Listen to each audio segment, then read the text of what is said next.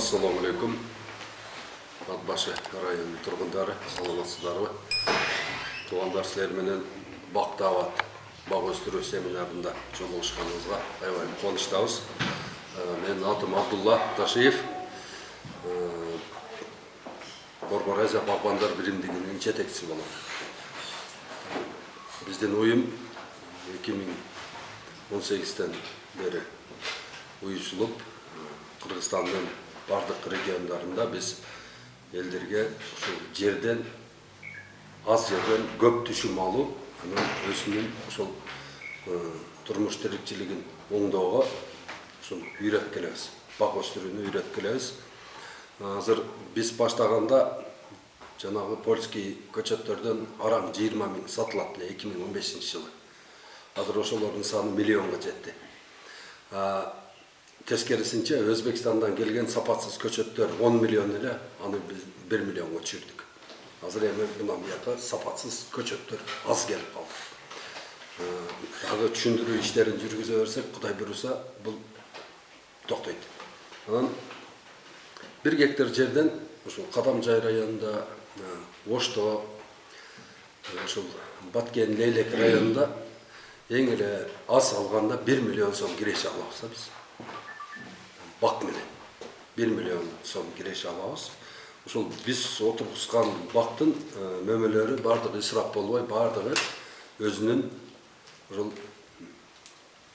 сатып алуучусун табат. Себеби дегенде канча жылдан берки биздин ата бабаларыбыз ушул жумушту аткарып келип, элдердин бардыгына ушуну үйрөткөнүн пайдасынан баг отургузуудан. Ошодон түшкөн кирешеден биздин элдерибиз мындай малга анча деле акцент кое бербейт. Эмеде ушул Баткен менен Баткен облусунун малын бардыгын чогултуп келе турган болсок, ушул ат башынын малына жетпейт да. Мал өтө аз. Бак өтө көп. Ар бир кишиге, мисалы үчүн, эң эле аз дегенде 20 бактан туура келет да, мөмө бере турган. Бул жерде андай эмес. Толуу шартка байланыштуу бул жерге жалаң эле кара жыгач, тал, терек, ошондой отургуза беребиз. Ал эми болсо ошол тал теректин ордуна биз силерге сунуштап, ушул ишти аткаргыла, ушудан силерге көп киреше түшөт деп биз карагатты сунуштап келгенбиз. Карагаттын азыр Тисел, Тибен, анан Рубен деген польский сорттор бар. Анан кийин Черный Капитан деген. Жазып алсаңыздар болот. Тисел, Тибен, Рубен, анан Черный Капитан. Черный Капитандын өзүнүн польский аты Йошка. Польшада аты, аны ушул биздин жерге алып келип отургузгандар анын атын Черный Капитан коюп алышкан. Ал карагат эмес өзү. Ал крыжовник менен ежемалинанын ортосунан чыккан гибрид. Томологонан кара болгондугу үчүн бизгилер Черный Капитан карагат деп алышкан. Бирок мына ушул ат башынын жерине өтө жакшы өсөт ал. Анын тамыры ежевиканыкы болгондугу үчүн өтө живучий болот. Анан ысыктан да, сууктан да коркпойт. Бир эле ушул чымчыкка эле алдырып бербесеңер, нормально болот да. Жакшы. Эми көп отургузсаңыздар чымчыкта тоет да. Көп отургузсаңыздар чымчыкка да болот. Эми 10% чымчык жейт, 90% сатсак дагы ошол деле бизге жакшы эле берет. Мисалы үчүн 1 гектар жерге где-то 1000дей Черный Капитан батат. 1000 көчөт Черный Капитан. Ар бир көчөт эң аз түшүм бергенде, 10 килограмм берет. 10 тонна карагат. Былтыры 400 сомдон сатышты, 4 миллион сом. 10 эле сотикке айдап алгыла биринчи, 10 сотиктен баштасаңыздар кичинеден. Анан пайдасын көргөндөн кийин уже чоңго өтүп кетесиздер. Көчөттүн баасы 150 сом, польский. Көчөттүн баасы 150 сом. Ошол 1000 көчөт батат, 150 000 сомдук көчөт отургузасыздар. Анан түшүмдүүлүгү боюнча кээ бирки жерде 40 килограммга чейин алып атат уже эмесине жеткенде. Уже күчүнө кирип 5-6 жыл болгондо. Бул өтө выгодный да. Анан мына эмеге окшоп өсөт. Кандай десем, кичинекей эмелер өзүбүздүн карагат бар го, жапай дейип куст болуп кеткен. Ошого окшоп өсөт да. И анан тесел, тибен, рубен деген карагаттар транспортабельный. Узак жолго жакшы чыдайт. Ал үчүн жүктөп туруп Бишкекке жөнөтсөңүздөр жарылбай барат да. Сон жарылбай барат. Көбүнчө баягы биринчи айткан карагатты эмеге переработкага көп алышат. Алмата көп алат. Ан деген аталасы чыгып кетсе деле ала берет алар. Яшикке салып, салафанга салып жиберсеңиздер, ал жерде аны бардыгын не йогуртка иштетишет алар. Мороженого иштетет, өсүм бир нерсе тортко иштетет андай. Каприз деген тортто ошол Черный капитандын мөмөсүнөн көп кошуп жасайт. Анан дагы бир сунуштай турган силерге киреше булагы болуп бере турган бул чычырканак. Чычырканактын алтайский сорту. Бизге чейин Айсулуу келип айтып кетсе керек. Айсулуу. Ошол чычырканактын алтайский сорту бар. Анан көп бийик болбойт. Аябай түшүмдүү болот. Бир гектарга система посадки 1-2-3 болуп отургузулса керек ал. Ал эмеден Черный капитандан бир аз көбүрөөк батат ал. Анан аябай түшүмдүү. Эми ушулардын бардыгын туугандар өзүңүздөр көрүп атасыздар, картошка отургузасыздар силер дагы? Картошка барбы?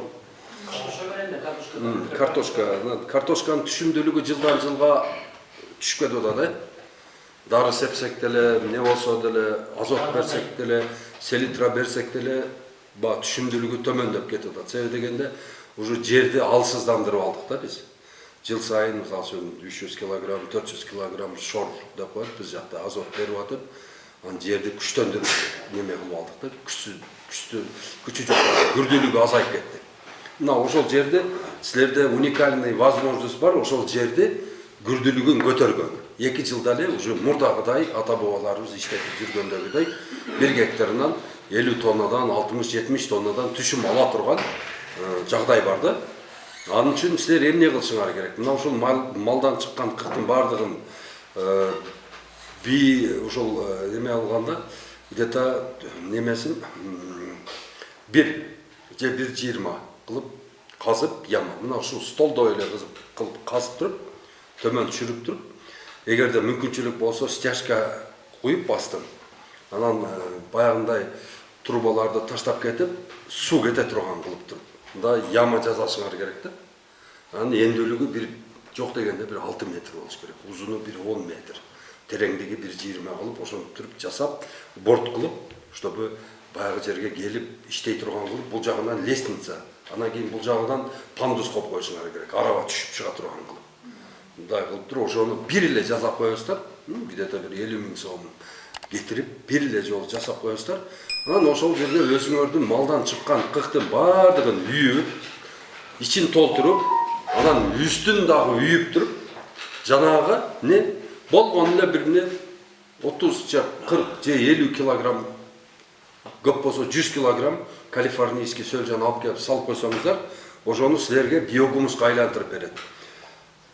2 килограмм биогумустун күчү 10 жыл чирип турган кыктан күчтүү да. 3 жыл чириген компосттон күчтүү, перегнойдон дагы күчтүү да. 50 килограмм перегной, 50 килограмм чириген кык, 50 килограмм компосттон күчтүү болот. Мунун курамында мына бул жерде жазылып турат, бардык ушул адамдын организмине керек элементтердин бардыгы камтылган да ошол биогумустун ичинде. Мына ошону жанагы картошкага же карагатка же өзүңөрдүн алмаңарга ошолорго берип, өзүнүн нормалары бар. Будай сепсеңер дагы, арпа сепсеңер дагы ушудан берсеңиздер, түшүмдүүлүгүн 3 эсе 4 эсе арттырат. Мына өзгөндө бир агроном абабыз бар, ошонун 10 соттук жеринде ошонун 3 соттугине картошка айдайт, жылыга бир эле жерге 3 тонна картошка алып турат ошол жерде. 3 тонна картошка. Элестетип көргүлө, мына ушуну менен силер жасадыңар. Бул деген бул чоң бир бизге кыргыздарга берген бир ушул чоң күч да. Ушуну пайдаланышыбыз керек. Сөлжанды толук изилдеп бүтө элек али. Сөлжандын бұл жашоо турмушун, Сөлжандын бизге берген жардамын, касиетин окумуштуулар толук изилдеп бүтө элек. Мындан өзүндө эле 12 аминокислот бар экен. Мына полиартрит болуп ооруп аткан кишилер жөн эле буну Сөлжанды сууга 8 жолу жууп эле, салфеткеге ооруп эле 8ди жутуп алып атышат. Жөн эле. Күнүгө 3 маал ошону эметип, уже полиартриттен айыгып атышат да. Бир эле жерин айтып берейин да. Сахарды кадимкидей түшүрөт экен. Сахардын диабет болуп ооргандардын сахарын түшүрөт экен да. Ошон үчүн ар bir kilogram Сөлжан bir күндө 600 грамм биогумус чыгарып берип турат да. Мына мисалы айтып көрөлү, 1 килограмм кыктын баасы 1 сом болсо, Сөлжан жеп бүткөндөн кийин автоматически 12 сом болот. Ылдыйда, мына Ысык көлдө, мына ушул Кочкордо, анан Бишкекте мунун баасы деген 25 сом. Биз 20 сомдон эле эсептейли. Мына кимде ушундай возможность болсо, ким бизнесмен болсо, мына жерде мен көрүп атам, бизде дагы ушундай иштебей калган гараж дегендей, мындай асфальтный покрытие аябай көп да. Баягы ямалар бар, селосный ямалар бар. Ошол жерге 200 тонна, 300 тонна, 1000 тонналап кыкты топтоп, ошол жерге Сөлжанды багып, ошол жерден мына дыйканчылыгыңарга биогумусту чыгарып, картошканы отургузгула, карагатты отургузгула, чычырканакты отургузгула. Мына 3 направление менен кетсеңиздер, өтө сонун результат болот да. Мына азыр өзүңүздөр көрүп атасыздар, дүйнө жүзүндө бардык эле чыкайт этип, бардык эле мурду агып ооруп атат. Дүйнө жүзүндө 15 эле мамлекетте карагат өсө алат экен. Башка жерде жок экен мындай. Эң чоң акцидент болуп эсептелип, эң чоң простудага. Будан бир канча 100 дары жасалат экен. Ушу кошулат экен, ушу карагат. Ошон үчүн карагатты азыр биз айткан сортторун алып келип отургузуп, эң биринчи эмне кылыш керек? Туугандарым, биринчи үйгө барып, үйдү мониторинг жасашыбыз керек да. Эшикти ачып киргенден кийин дарбазаны ачып киргенден кийин эле караш керек. Так, могу тал эмне турат дейт. Канча жыл болуп кетти. Турат. Пайдасы жок. Алыш керек талды. Могу терек эмне турат, алыш керек. Эски бир бактар турабы, алыш керек. Жерди тегиздеп 1% железный купорос менен чачып, жерди дезинфекциялап туруп, анан ошол жерге жөөктү алып туруп, бирге 2 кылып карагат отургузуш керек. Карагатты отургузуп, анан бир эле карагатты карап отурбай, четине эмне облепиханы отургузуш керек. Анан ушул жерге сливаны сунуштайм да. Эми слива чаткалда болуп аткан слива аксыда деле болот да. Анан ошол именно аксынын баягы суукка туруктуу сорттор бар. Мына ошону Кочкорго Болот Асанбеков деген акебиз алып келип отургузуп 3000 түптү. Мына ошонун түшүмүн алды былтыр. Мына быйыл дагы күтүп атат. Слива сууктан да, ысыктан да коркпойт да. Ушул сливага акцент кылып көргүлө. Ажап эмес, эми баарына бир эмес ачылып кете турган болсо, ушул ат башынын сливасын элдин баардыгы жеп калат. Бул жерде курт түшпөйт, өзүңүздөр билесиздер. Биздикиндей мына Ылдыйда, Бишкекте, Ошто сливаны курт деле жеп коет. Шафталыны жеп коет, алманы жеп коет. Бул жерде курт жок да. Ошон үчүн сливаны дагы отургузуп көргүлө. Мына слива карагаттын түрү менен, анан кийин облепиха, анан кийин биогумусту көбөйтүп туруп картошкага бергиле. Картошкаңардын биринчиден департамент органического хозяйстводан барып туруп договор составлять этип алгыла, бир кооператив түзүп туруп, мына биз ушул органика картошкага өттүк. Бир дагы ушул биосфера болду, мына Ат башы району. Тияка посту коюп, бир дагы пестицид, гербицид, фунгицид, азот, селитра, мочавина эч нерсе киргизбей, жалаң биогумус менен ошону жасап туруп, дүйнөгө дүңгүрөтсөңөр болот атыңарды. Жалаң бул жерде органика тамак аш. Бир дагы ушундай аймак бар да. Бул дароо эле угулат дүйнө жүзүндө. Ат башы деген жер бар. Ошол жерде бир дагы фунгицид, пестицид эч нерсе салынбаган ушундай продукталар чыгып атат. Келе ошонун вареньясынан алып жейли, келе картошкасынан жөнөтсүн дейт.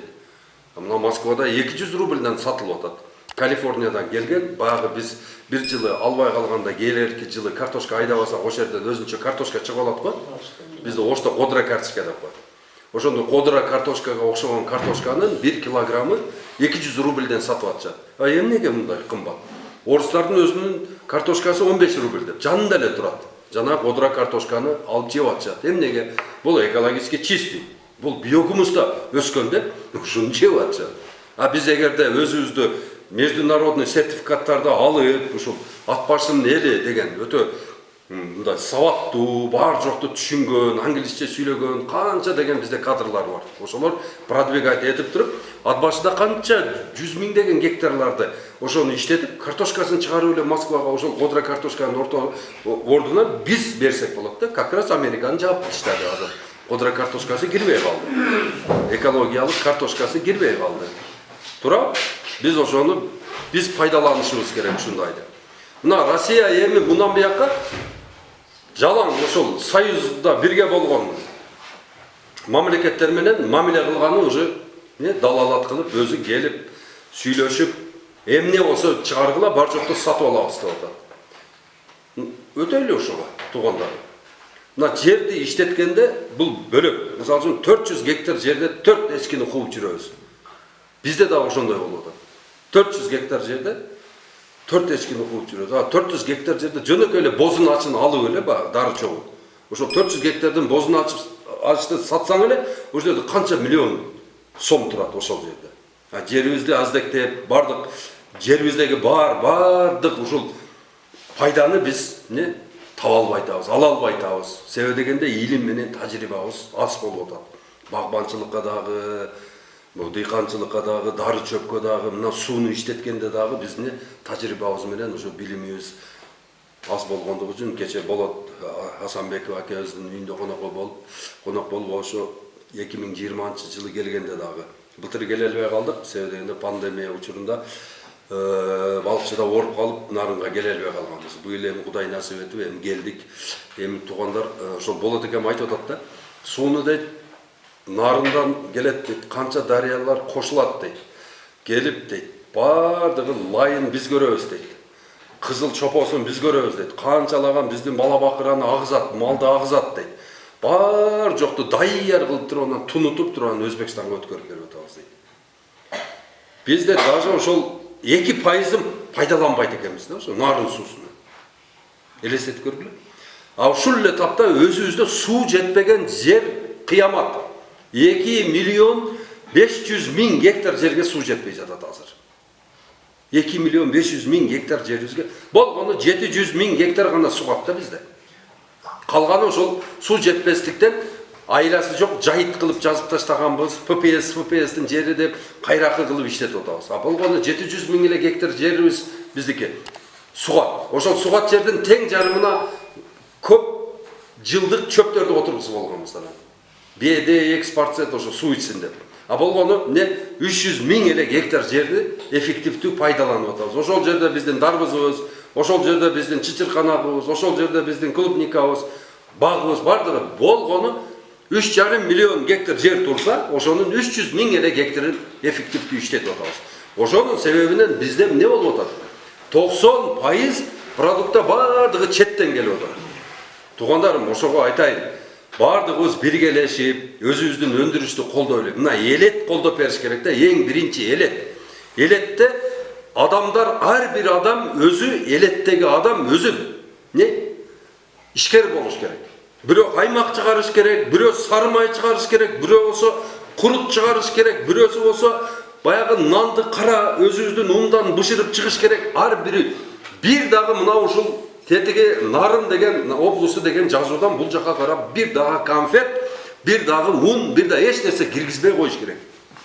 Мына ошондо анан кийин биздин өндүрүш көтөрүлөт. Элет албай койсо эле жылып барып туруп эле импорттун бизге кирүүсү өзүнөн өзү чектелет дагы, азайып, анан кийин биз импортозависимый государстводан чыгабыз.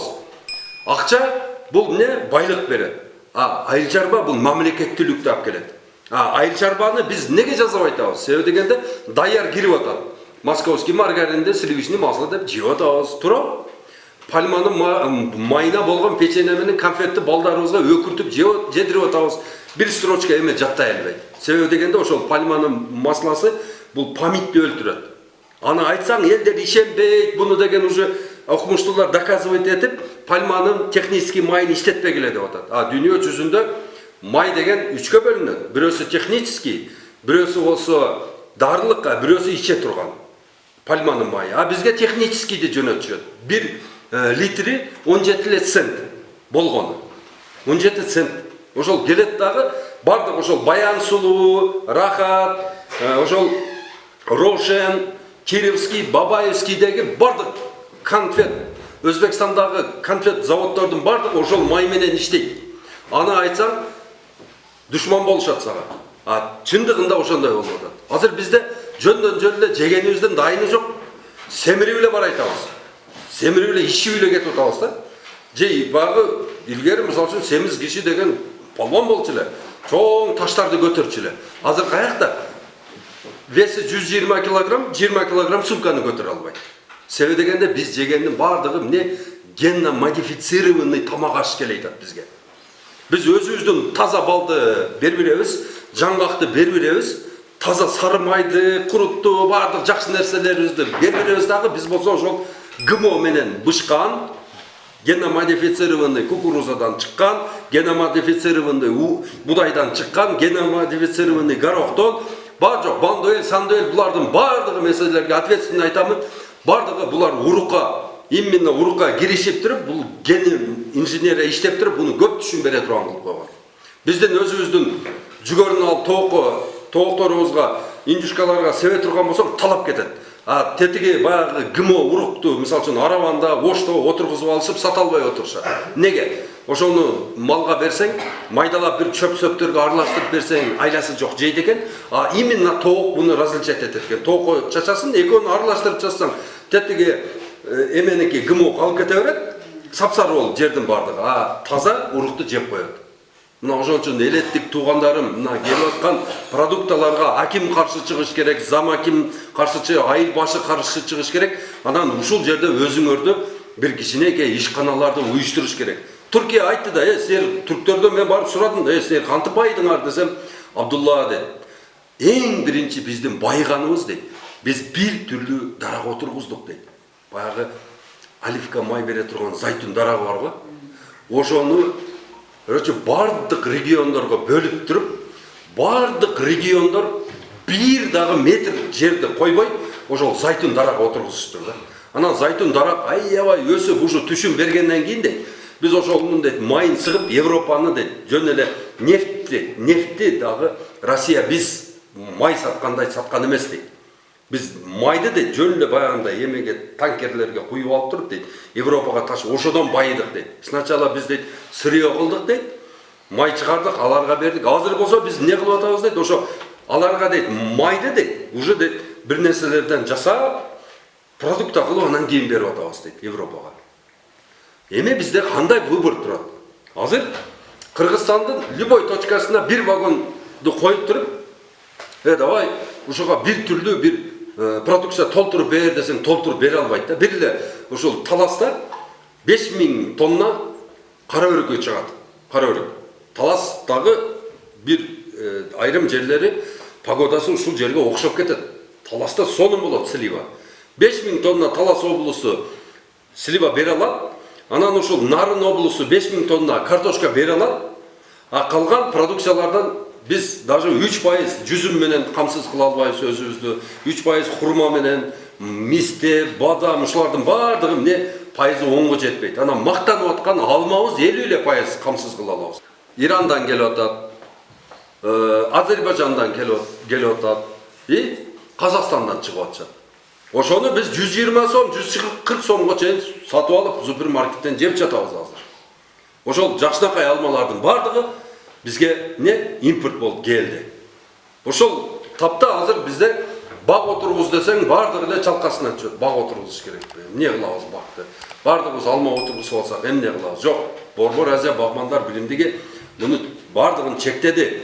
Мына Нарын, Өсү көлдүн райондору, суук райондору, Чаткал, Чоң Алай, Алайку, Жалаң, Ягодныйга өткөрүп атабыз аларды.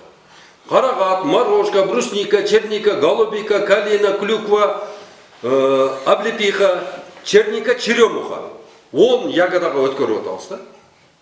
Мына ушул ягодаларды эгерде ушул Нарын облусту бардыгы поголовно отургуза турган болсо, ошондо дагы бизне Новосибирскийдин 1 айлык потребностин зорго жабат экенбиз да.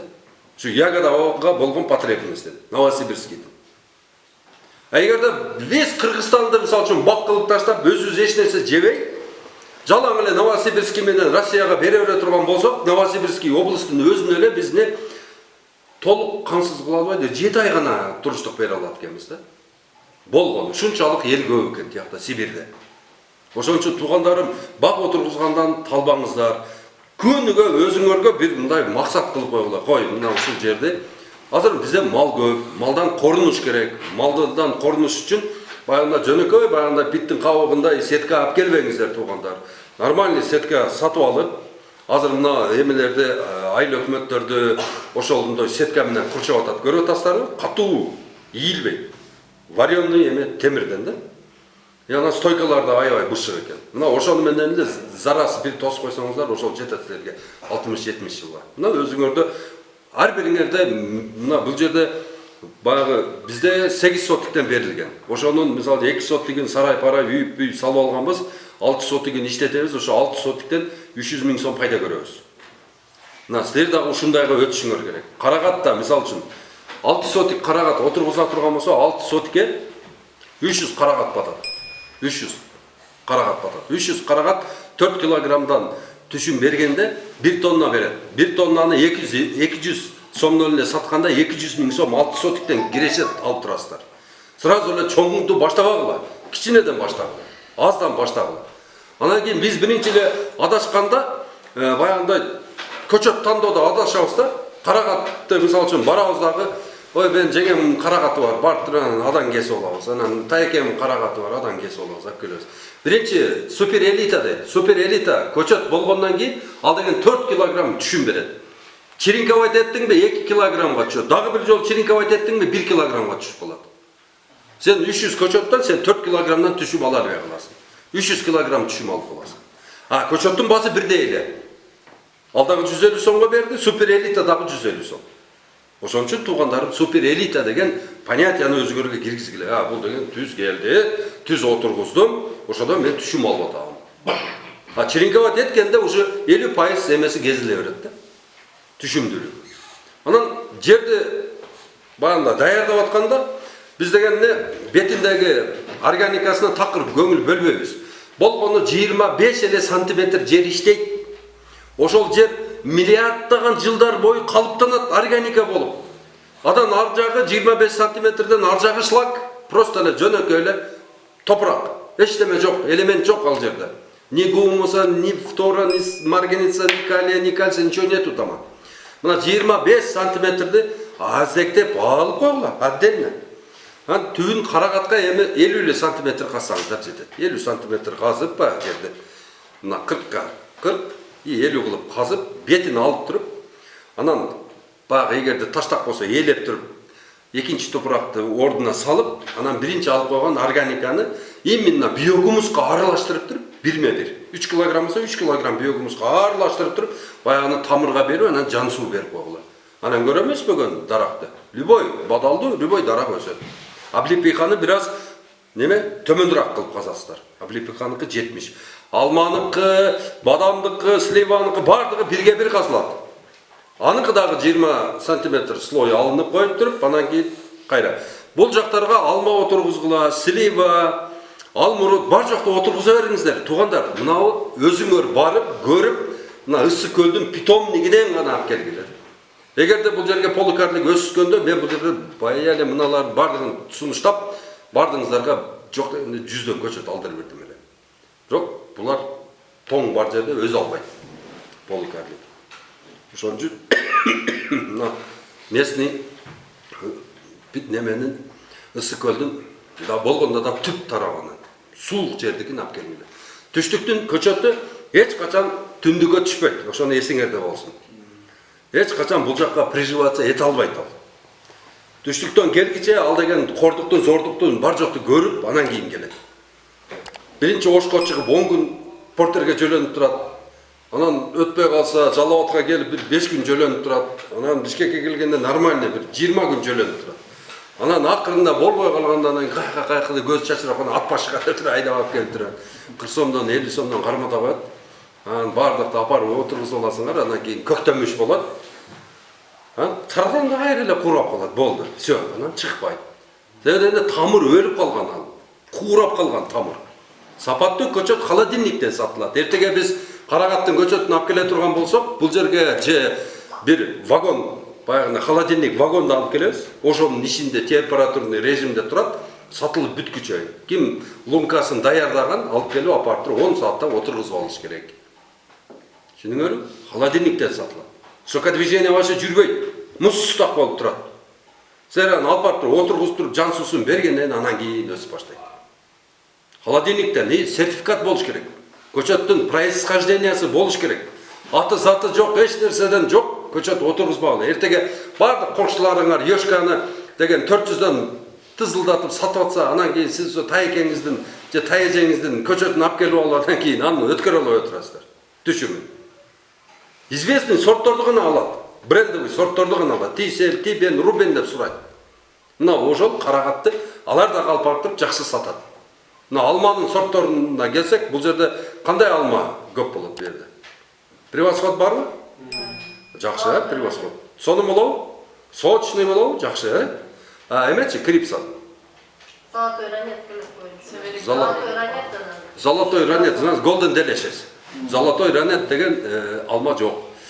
Ооба, Golden Delicious. Golden Delicious, значит, жакшы боло турган болсо, биз аракет кылып көрөлү, ошол Golden Deliciou'тин высокорослый көчөттөрүн Туркиядан алып келип бергени.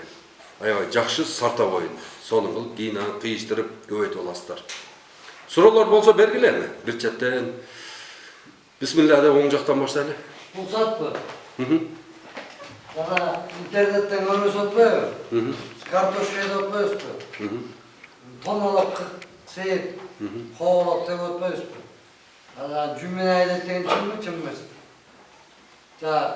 Жөөкө деген жүндөрдү чыштап таштаган үстүнө картошкаларды коюп кетет го. Ал чын, ал немени нымдуулукту кармайт. Нымдуулукту кармап берет.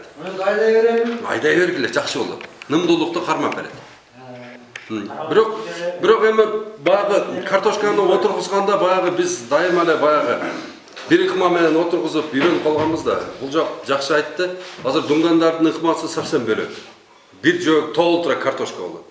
Жөн эле мынандай ширинасы ушунча баягы столдун ортосунда турат го, проем.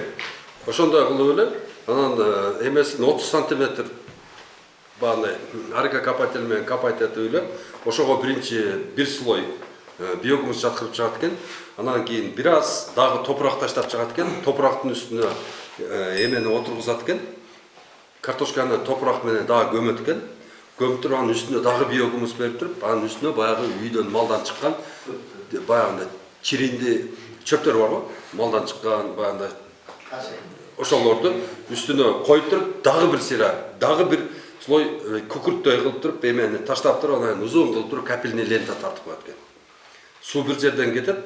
Эми бир гектар, 3 гектарды айдап алып, баягы кыжалат болуп отургандан көрөктүү калганын бак кылып коюп 50 сотикти ошентип иштетсең, ошону түшүмүн эселеп аласың да. Калган жерлерге башка, мисалы жакшы кылып будай айдап кой. Ошол ыкмага өтүш керек. Эми бир Кудай кааласа дагы бир ошол дунгандарга жолукканда, возможно, ошонун видеолорун өзүм тартайып, эме кылып, мына группага таштайм. Узак мындай айтып алайын. Бир гектар айдап атам да. Ар жерден топурак алып башкаларга алып, пакетке салып. Бишкектин бир жеринде анан салып турбайбы? Ооба. Анан өткөрүп берет экен. Ош жерге эмне жер себилиш керек? Ооба. Ошону берет экен да. Ошондой кылсак болот? Болот. Эмени жерди алып атканда, топуракты алып атканда мындай түз кылып казып туруп, 50 сантиметр. Анан бул жагын жаткызасыңар да, анан кийин пакетти коюп туруп, бир же эки эме кол сөмөй түз чүрөсүңөр. Лопатка менен кыркып чүрүп туруп, анан 4 жерден ортодон конверт кылып алып, ошону аралаштырып туруп болгону 2 килограмм берип бересиз. Анан ошол 2 килограммды ошол Манас университетине берип текшерип бардык эмелерин аныктап сизге жиберет, эмне жетишпейт. Ошону анан берип бага бересиз картошканы. 6 сотка 300 түп 300 карагат отпайсызбы ошол? Ооба. 300 карагат бир түп ар бири бирден түп болобу же бир түптө кандай? Ар бири бирден түп болот. Мындай гүлдөй болуп туруп бооланып келет. Бир боодо 53 түп болот. Карагат. Ошондон бирден эгип чыгасыз. Аралыгы 1 метр, бул жагына 2 метр.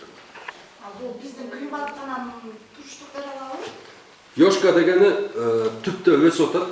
Рубен, тисел, тибен дагы. Түп деле муздак жер да. Аксу деле муздак жер.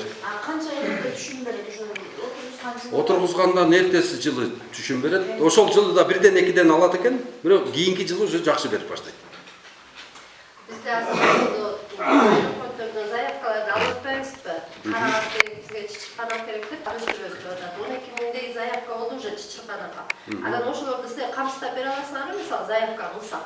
Заявка кылсаңар жан билүүбүз менен камсыз кетер. Бул акча Кайсы да. убакка чейин отургуш керек, мисалы бизде? Күздө отургузсаңыздар болот. Октябрдын бир 15-леринде жер жылуу эле болот. Ошондо отургузуп койсоңор. Азыр ошо болбой калдыбы? Азыр болот, эмнеге болбойт? Просто азыр көчөт жок да. Көрүп атасыздар. Биз 7 машина көчөт алып келишибиз. 4 машина көчөтүбүз туруп калды границада. Орустар менен ызычуу болгондон 2 эле 3 эле машинабыз өтүп келди да. Азыр алдыда көчөт жок му азыр? Азыр алдагыдай качественный көчөт жок. Мен силерге көчөт ала келген болот. Кандай жакшы болот эле. Мен деле ушул жака көчөт ала келейин деп стараться эттим, бирок мына ушул орустар менен украиндер чатак чыгарып, ушинтип токтоп калды ишибиз. Ошо чычырканактын баасы болжолду канча? Өткөндө Айсуу айтып атты эле 2 жылдыктары, 1 жылдыктары 200 сомдон, 2 жылдыктары 350 сомдон өйдө деп, ошондой балары. Балар ошондой. Карагатчы. Карагат 150 сом.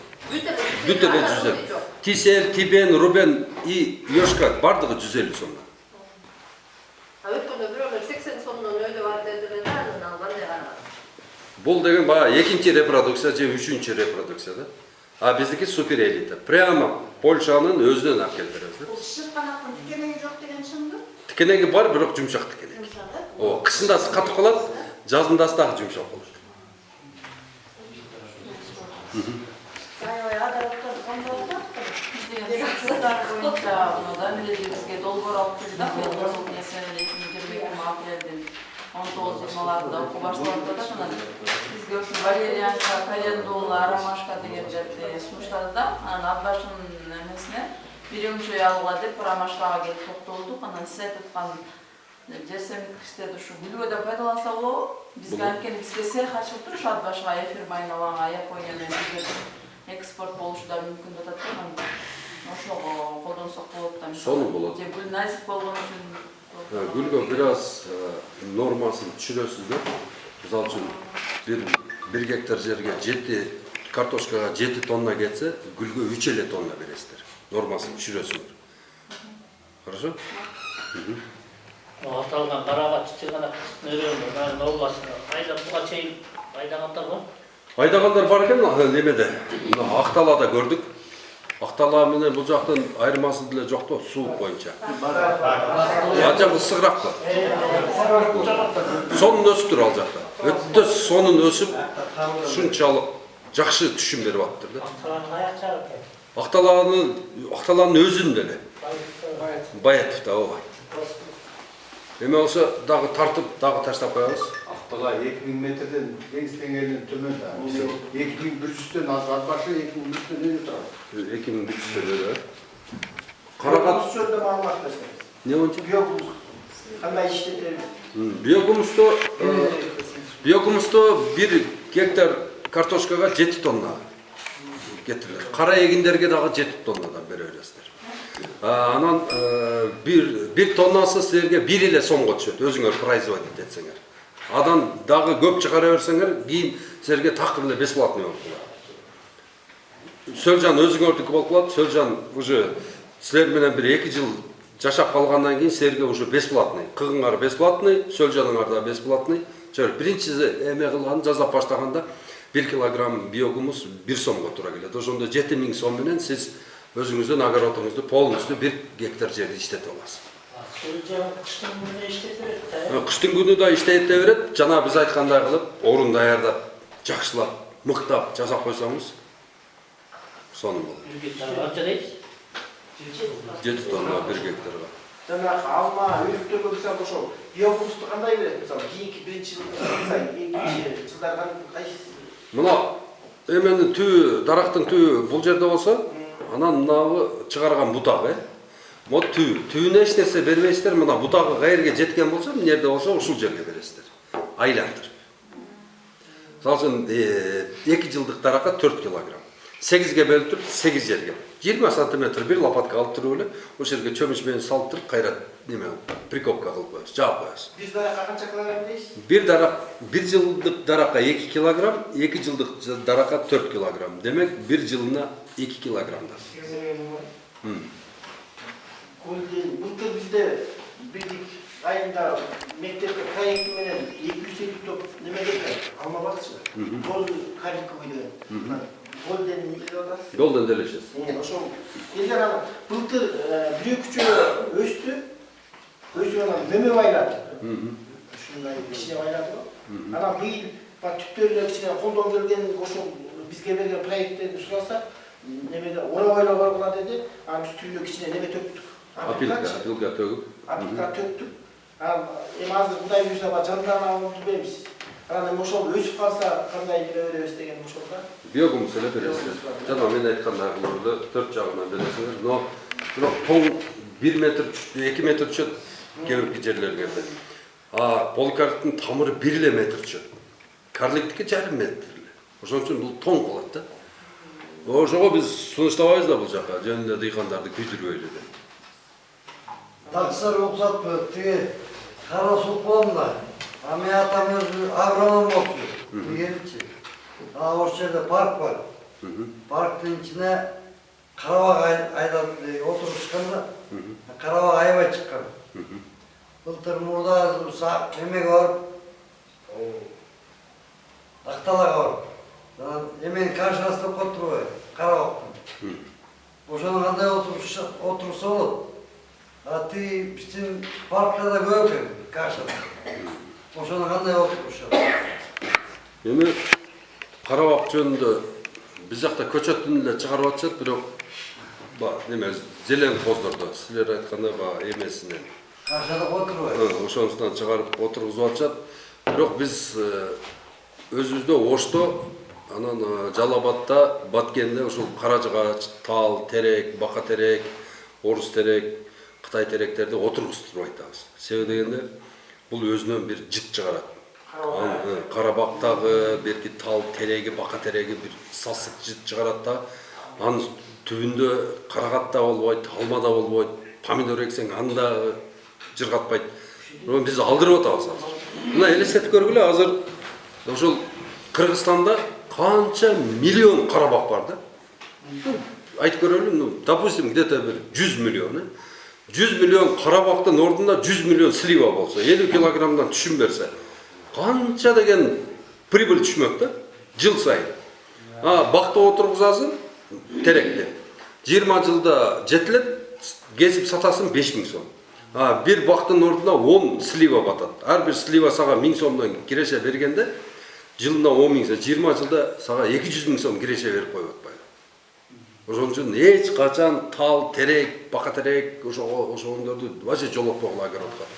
Тияка баягындай көчкү жүрүү коркунучу бар, эрозия, ондай мындай жактарга отургуза берели. Бирок именно бак кылып же огород кыла турган жерибизге жолотпош керек. Карабак айбай. Зыян. Сливады айтып атпайсызбы? Сливады каяктан алып келебиз көчөттү? Аксыдан алып келесиздер. Анан сливач мисалы бизде өрбөй өсөт экен атпашыгачы. Биз бир 10 жыл мурун бир кичинекей өрбөй неме айдап койгонбуз да, отургузупчу. Анан өсүп чыкты, бирок жапайы болуп калат экен. Абрикос чыкпайт да. Анан өрүк, кара өрүктөрдүн мундурап бышат. Слива кечирээк бышат. Анан биз бул условияда бышабыз. Слива жакшы өзүн рекомендовать этип чаткалда жакшы эле болуп атат. Суық жерлерде мына слива түптө мына қочқордо пішіп атат да. Бышқанда дагы мисалы вегетативный деме периодта мисалы цветение, озеленение, цветение, потом бағанда түшін байлап, анан кейін созреванияға 90 күн кетет да. А берде 90 күн световой күн болгондон кийин коркпош керек, пишат. Biz neler anlattı? Bizdeki hiçbir meselemiz, biz bağırmada tigeriz. Da bir okunda kıyıştırmaya çalıştık. Biz bayağı bildiğimiz mesele tikmeyi, anam da su verip otop koymaydı, anam da kıyıştırgamdı. Biz bile almaydı, o şöyle... Üstüköl'den gelin algıla pitomnik ayıldan, je Batkent'den alып kelген. Böyle gelin var ya, Жоқ, ошол жакта кийиминде питомникте атасы, апасы баанда улап жүргөндөр бар да, ошодон келин алып biz келип de эле. o meselemiz, o şöyle oldu.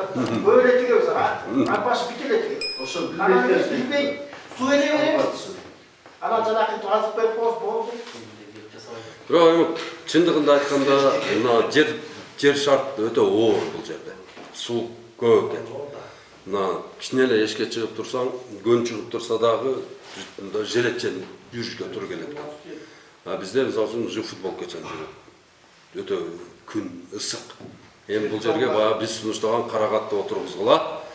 Анан облепиханы, анан акырын крыжовникти кошуп көрөлү, калина, клюква, саз жерлерге калина, клюква, ошолорду кошуп көрөбүз дагы акырындап.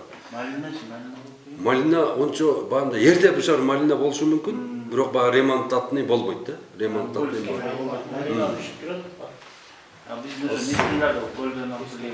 местный малина быша берет. Местный малина орышты карап.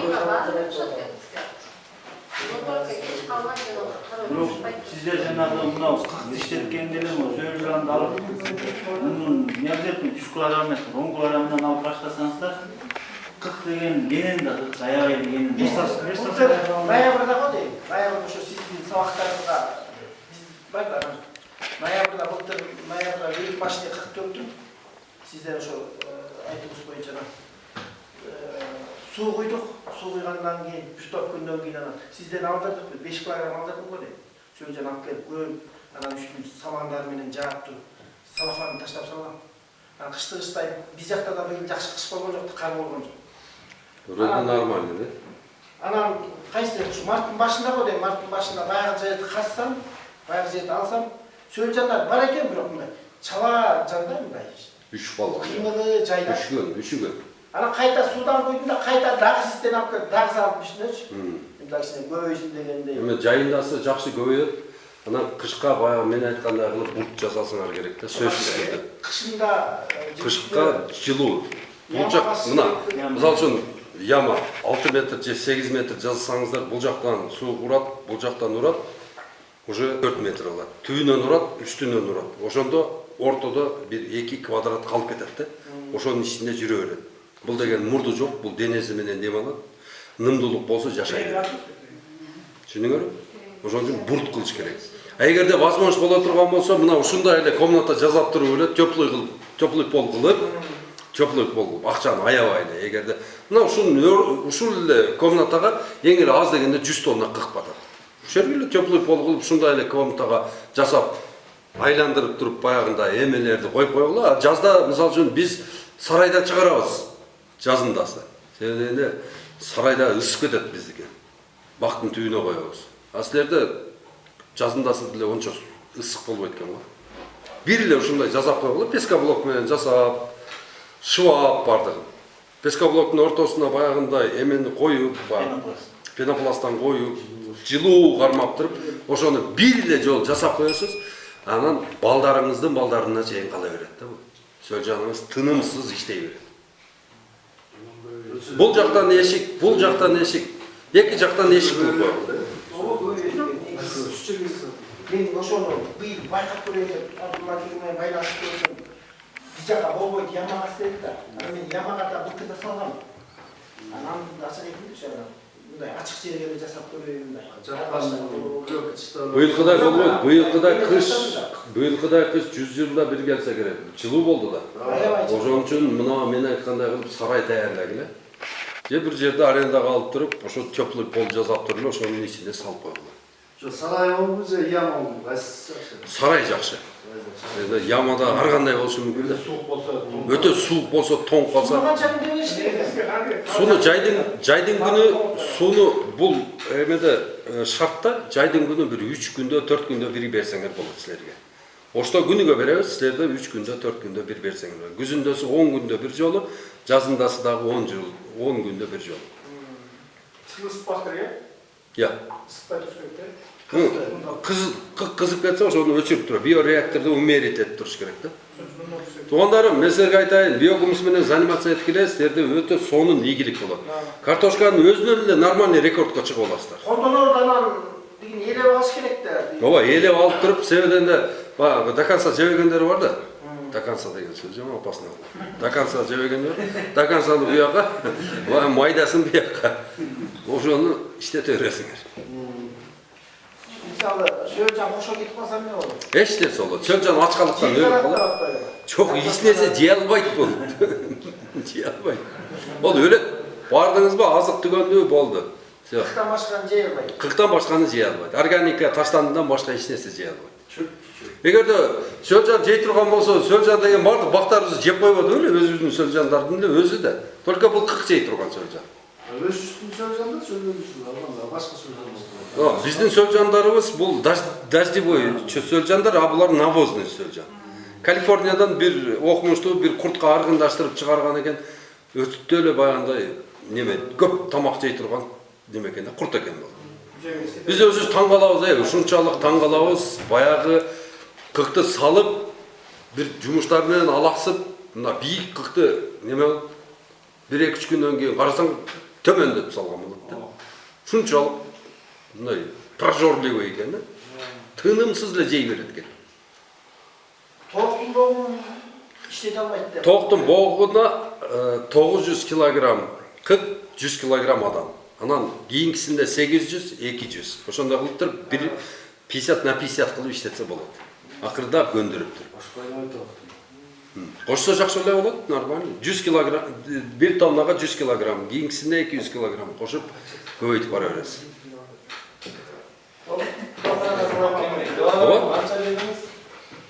Килограммы 300 сомдон бир эмеде упаковкада 10 килограмм болот. 3000 сом. Эртеге эгерде эме кылсаңыздар, сизге берип берейин бир 10 упаковка. Элдерге берип коюң. Пулун алып. Ооба. Қанша сом? 3000 сом. Буга қанша қып керек? Bir tonna 40 керек. 1 tonna 40'ta 6 ayda переработка. 10 упаковкага 10 tonna керек. Bir упаковкага 1 тонна келді. Ооба, 1 упаковкага 1 tonna. Жана, мисалы, арпаға, буğdayға қандай, пойдаға, біргектіге қандай мындайға? Дагы азотту трактор сепарып атат го. Ошондо чачып атат го, айландырып. Ошону эле байкайсың, эртең бүрсүгүнү жамгыр жаагысың, байкайсың дагы анан септирип саласың. Жамгыр жаагандан кийин эле уже ылдый түшүп кетет. Айдағанға чейин, айдағандан кейін. Айдаганга чейин дагы салса болот, айдагандан кийин дагы боло берет. Serkan'ın boş sesi olur. Боло берет. Боло берет. 1 килограмм 300 сом болду. Daha çok düşmesi. Ооба, 1 килограмм. Упаковкага 1 упаковка қанша килограмм? 10 килограмм. Şirket su boyunca. Я. Şirket sorak kulağın başına koymuş. Şurada olur mu? Şerbetpi? Yani упаковканы кимге жибербейсиз? Бuyakka salabыз sen. Теге.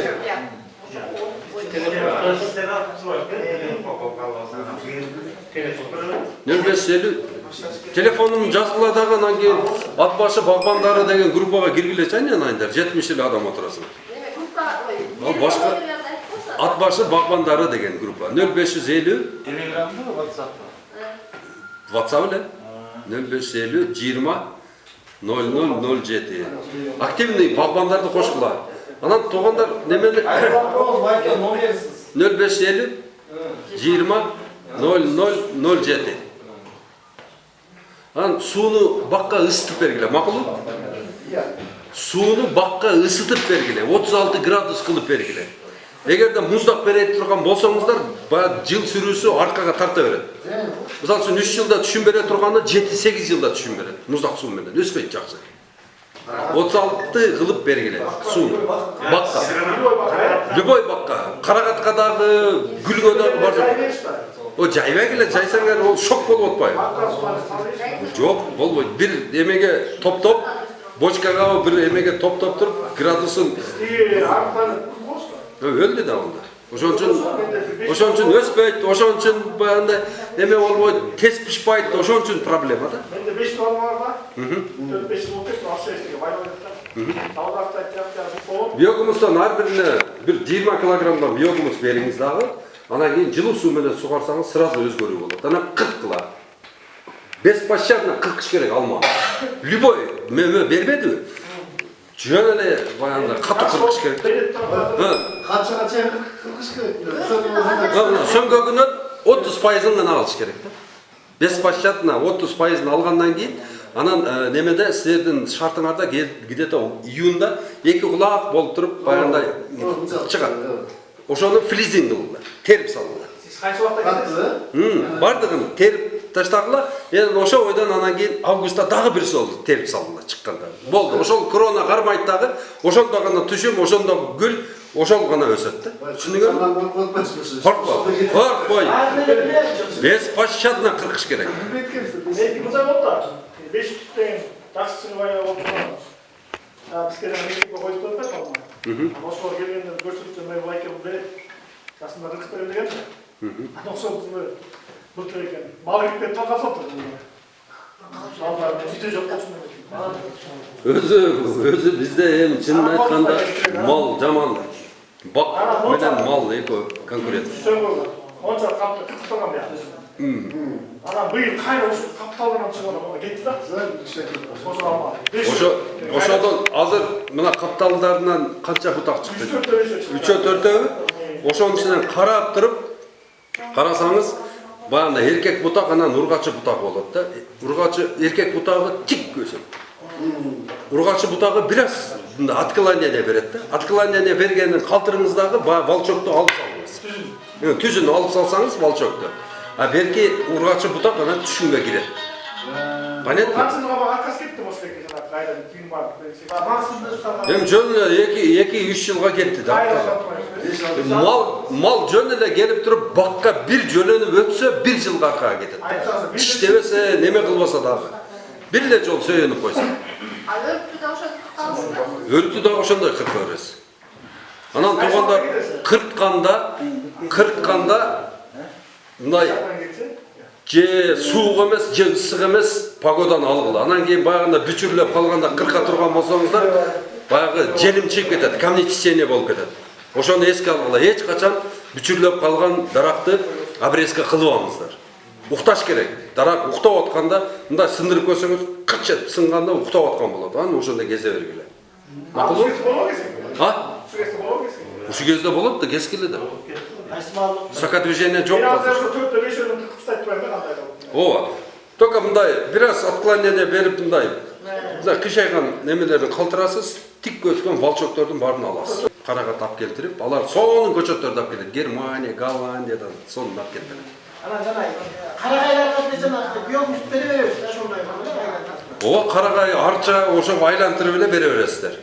Анан каражыга терек, бака терек, дагы орус терек, Кытай теректи полный уничтожать этесиңер, тамырын дагы алып салгыла. Тамыры дагы 15 жыл зыянкеч топтойт. Бир теректе эң эле кем дегенде 100 миңден ашык зыянкеч болот. Парчасы да болот, щитовкасы, пилильщик, милильщик бардыгы ошонун ичинде болот. Ошол жерде кыштайт, шамал менен анан кийин нападение кылат бакка. Кайра ошол жакка кирип кете берет. Ошон үчүн тал, терек, бака терек бардыгын алып туруп, жалаң мөмөлүү отургузгула. Мөмөлүү дарактарды отургузгула. Канчалык алыс болуш керек ошол жана бака терек, мырза теректерден. Кеминде эң аз дегенде 1 километр. 1 километр эң аз деген. Шамал менен учуп келе берет. Зыянкечтер. Бул зыянкечтер деген попутный шамалды тосуп алып, канатын жайып туруп, шамал уф дегенде, бирөөнүн огородуна кирип кетет. Азыр биз жакта айда жемесе бүтөлө баягы эчки калган ушундай бака терек бүтөлө айда. Ол эми баягы пайдасыз Misal üçün чиновниктерді азыр қысқартып атпайбы чиновниктерді. Мына 70-80% чиновникті қысқартабыз деп азыр план кылып атышат да. Biz дағы ошол өзүбүздө пайдасы жок чиновниктерге окшогон тал теректерден биз кутулушубуз керек. Түү менен алсабыз керек. Мурза терек эң көп чогултканы ошол. Эмен зыянкечти эң көп чогултканы ошол. Өзүнө сиңирип алган. Өзүнүн ичинде жашатат. Кадимкидей жолдору бар. Бир бабушка, дедушка болуп поколение болуп жашашат. Учуна чейин чыгып жашашат. Клен, кайындар булар дагы ошондой.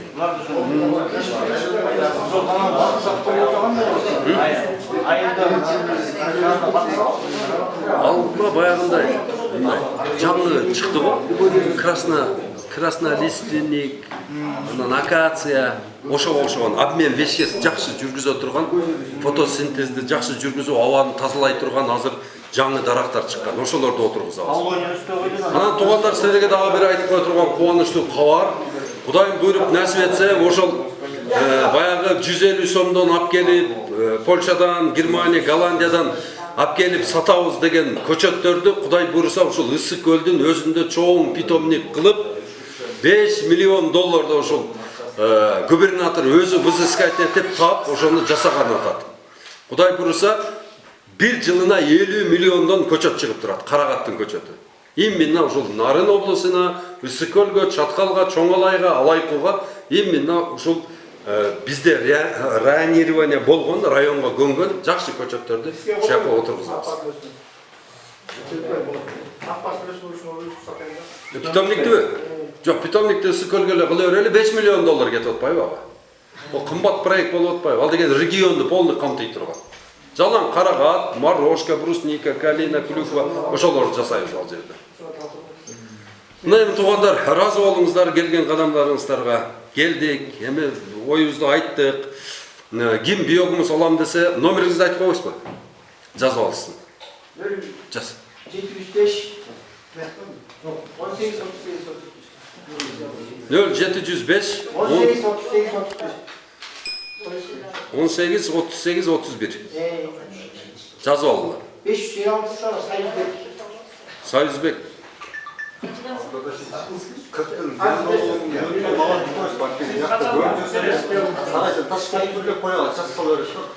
Кыктын зыяндуулугу боюнча айтып бере турган болсом, кык 50 килограмм кыкта 140 миң ото чөптүн уругу кошо барат. Ошол бая сепкенден кийин жанагы кык 2 жылдан кийин анан кийин таасир бере баштайт. 2 жылга чейин ошонун күчүн ошол ото чөп 2 жолу чыгып өзү алып коет. Бул жөн эле барып силер убарагерчилик, барганыңар, төккөнүңөр, акча жумшаганыңар бардыгы убарагерчилик. Анан буда деген толтура баягындай тамыр оорулары кошо барат. Эрозияга учуратат, баягындай халмедиоз дагы эмне деген толтура тамыр оорулар барат дагы ошол силер отургузган будай, силер отургузган арпа, силер отургузган бак бардыгына зыян берет. Картошкага зыян берет. Ошон үчүн туугандарым, азыртан кыкты, свежий кыкпы, балага айтып туруп, бала, давай, эмеге коромдо. Үйүп туруп эле судан чачтырып туруп, аябай, нымдап туруп, үстүн клёнка менен жаап таштаңыздар. 2 айдын ичинде капкара болуп күйүп калат өзү. Күйүп калат. Мына ошогадан сөлжан салсаңыздар, ошол сөлжан ошону 4 айда полностью бүтүрүп берет, гранулированный, аябай качественный биогумус чыгат. Ооба.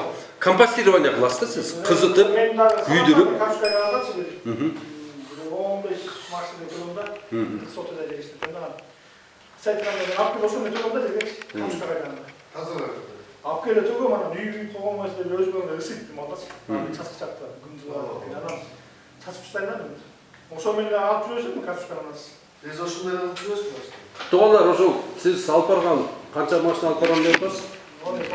15 машина алып барсаңыз, ошол биогумус кылып алып бара турган болсоңуз, сиз азыр 40 сотыгыңыз ал жерде 4 гектар жер иштете аласыз да. Түшүндүңүзбү? Ал жерде жок дегенде 4 тоннадан да 40 тонна алып барып атасыз. Ошол сизге эмне? Таза 20 канча тонна биогумус чыгарып берет. Пайдасы ошондой болуп атпайбы? И безопасный анан. Картошканы ортпайт, ото чөп чыгарбайт. сұрағым ескілі тұрып қой.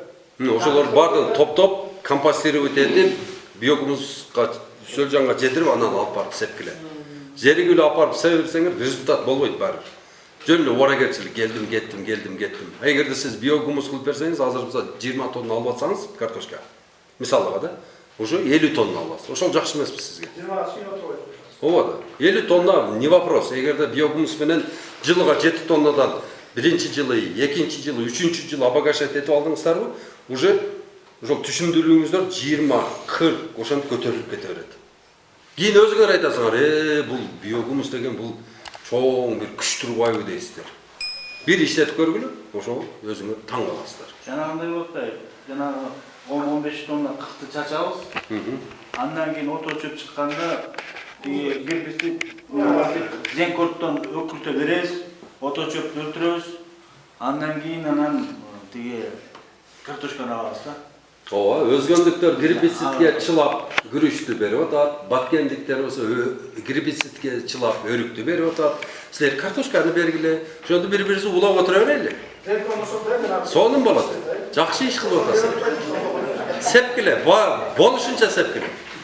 Норма деп жазып койсо, о нормага ишенбегиле, 3 эсе кылып сепкиле.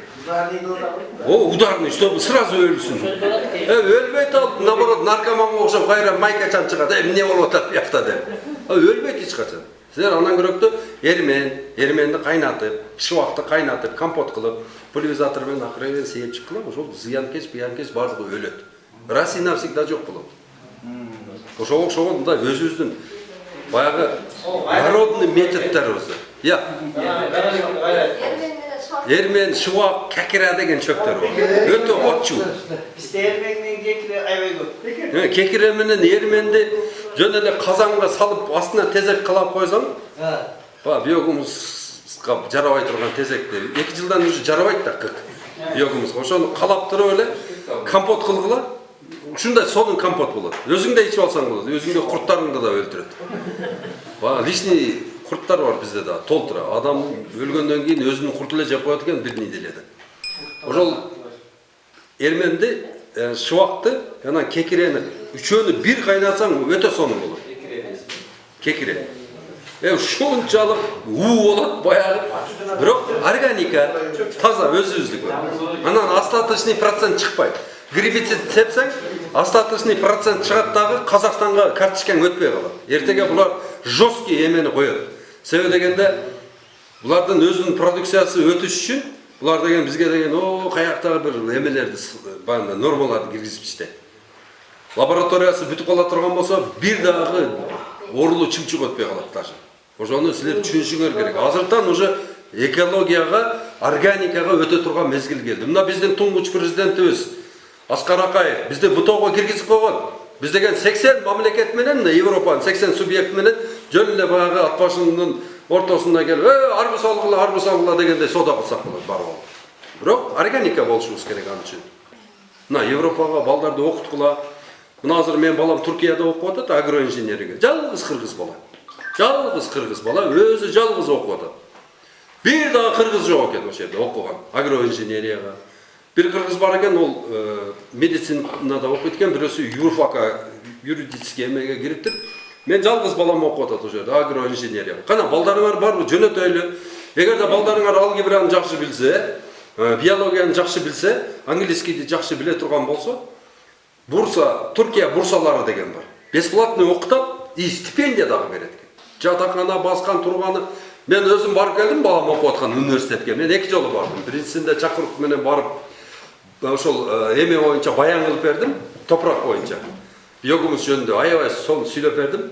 Ошол жерде 100 канча профессордун баардыгы рукоплескать этип, ушу туура айтып атасыз деп. Ал жакта да коллегалар бар экен, Сөлжан баккандар.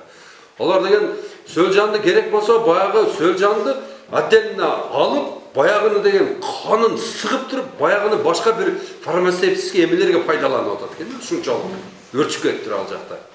Азыр балам айтып атат, ата дейт, бул жерге келген бала окуш керек экен. Бул жөн эле бул жакта Ошто эмени бүттү да, селхозду, ветеринарияны. Биз жөн эле барып келип жүргөн экенбиз дейт. Жөн эле дейт. Ал жакта окуу деген китептен башымды көтөрө албай калдым дейт. Билбесең ушунчалык жемелейт дейт. Не келдиң дейт. Кыргызстанды пазар кылып дейт. Шун намысыңа тиет дейт. Кетишке окуйм дейт. Ошон үчүн алгебраны жакшы билсин, анан английскийди билсин, анан биологияны. Агроинженер кылсак, бир эле ушул ат башыга бир агроинженер келе турган болсо, жанагы биз баа дудаланып айта албай аткан суроолордун баардыгына жооп берет ошолор. Ысыкты ысыкка, суукту суукка иштетип, бул жерди жөнүнө гүлдөтүп берет. Ошон үчүн балдарды окуткула. Кимин баласы 10 класста бүтүп атат? Той? Жөнөтөйлү. Жөнөтөйлү балдар. Барып окуп келсин. Эр азамат болуп келет. 5 жылда ал жерде психологиясы өзгөрөт баланын. Келип туруп ошонун баардыгын бул жака үйрөтөт элдерибизге. Бул бакка болгон, жерге болгон мамилеси өзгөрүп кетет баланын. Шунчалык ушундай патриот, элим жерим деген азамат келет. Elhamdülillah. Allah'ıma çeksiz maktalar olsun, Muhammed olsun, salavatlar olsun. Allah sizge razı olsun, işimizde iyilik olsun. Elcerge ak hizmet kılıp, şu elcerin jakşı hizmetten göre elcerin batasını alıp veriyorsanız, barınızda işimizde iyilik olsun.